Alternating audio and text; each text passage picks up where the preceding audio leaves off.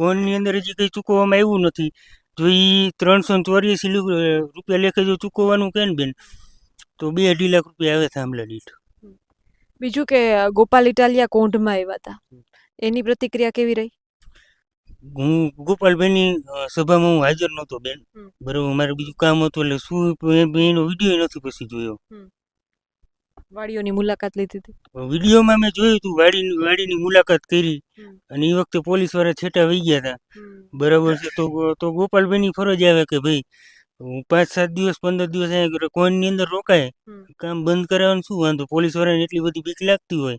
ગોપાલભાઈ આવ્યા એટલે છેટા જતા રહ્યા. પોલીસ ગોપાલભાઈ થી ડરે છે? જી ચોક્કસ. તો અહીંયા કઈ રોકાય તો શું વાંધો? 10 દિવસ અમે બધી એમને સગવડતા આપશું. માનો ગોપાલભાઈ તમને જોઈ છે તો શું કહેશો ગોપાલભાઈ? ગોપાલભાઈને એવું જ કહું છું કે 10 દિવસ અહીંયા કોણમાં અવતરો એટલે અમારે કામ તો બંધ થઈ જાય ને અમને કંઈક વળતર તો વ્યવસ્થિત મળે એમ. તમને લાગે છે ગોપાલભાઈ થી થઈ શકે એવું?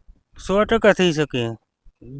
બોલે છે, બોલેથી જ ગમે એ વ્યક્તિને દબાઈ દે, બરોબર છે. તો 100% કામ તો 100% બંધ થઈ જશે. એટલે 182 માં ગોપાલભાઈ નું કામ દેખાય છે એવું? ચોક્કસ દેખાય છે, પણ હવે એમને વાત વિસ્તારની અંદર શું કામગીરી કરી પાછું મને આઈડિયા નથી. અહીંયા કણે બોલે આવ્યા પોલીસ વાળા છેટા જતા રહી એટલે મને એવું લાગે કે અહીંયા આવે તો થોડોક ફેર પડે એમ. બાકી પાલભાઈ આવ્યા હતા 12 તારીખે 13 તારીખે આવ્યા હતા.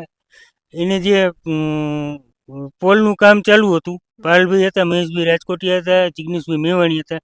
આજ સુધી પોલ ઉપર હજી કામ ચાલુ નથી બેન. અને આવા સાચા વ્યક્તિની જ્યાં હોય અહીંયા બધી જગ્યાએ મદદ કરી છે, અને એવા વ્યક્તિને જ્યારે આંખની અંદરથી આંગળા પાડવા પડે ને ત્યારે બહુ આ ખેડૂતોની કમનસીબી કહેવાય બેન. બીજો કે પાલભાઈ ખૂબ ભાવુક થયા હતા, એમના રડતા વિડીયો પણ વાયરલ થયા છે, એમની દીકરીઓ સાથેના વિડીયો વાયરલ થયા છે. તો શું લાગે છે તમને પાલભાઈની અત્યારે જે સ્થિતિ છે એને જોઈને? પાલભાઈની સ્થિતિ બહુ અઘરી પરિસ્થિતિ કહેવાય બેન. 6-7 મહિનાથી જે વ્યક્તિ મહેનત કરે, અમે વાડીની અંદર મહેનત કરતા હોય અને અમે 40-50 મણની ગણતરી રાખીને બેઠા હોય, આશ રાખીને બેઠા હોય કે આની અંદર 40-50 હજાર રૂપિયા નીકળી જશે ને હવે શૂન્ય આવે તો અમારા રુધિરની અંદર એવું થાય કે હવે અમે હારી ગયા એમ. પાલભાઈએ 6-7 મહિના બિચારા મહેનત કરી. જોકે પહેલેથી જ ખેડૂત માટે મહેનત કરે છે, પણ આ જે ટ્રેક્ટર રેલી માટે 6-7 મહિના બિચારે મહેનત કરી, એના ઉપર આખું પાણી ફેરવી દીધું ને મને બહુ દુઃખ થયું બેન. બીજું કે 30 તારીખે ફરીથી ચક્કાજામનો નારો ઉઠ્યો છે, તો શું કોંઢના ખેડૂતો અને તમે બધા રતનપરવાળા 30 તારીખમાં એ સૂરમાં સૂર પુરાવશો, સાથ આપશો? જી ચોક્કસ. સરકાર જો આના માટે સ્ટેન્ડ નહીં લે ને તો 100% રોડ બધા ચક્કાજામ જ કરવાના છે બેન.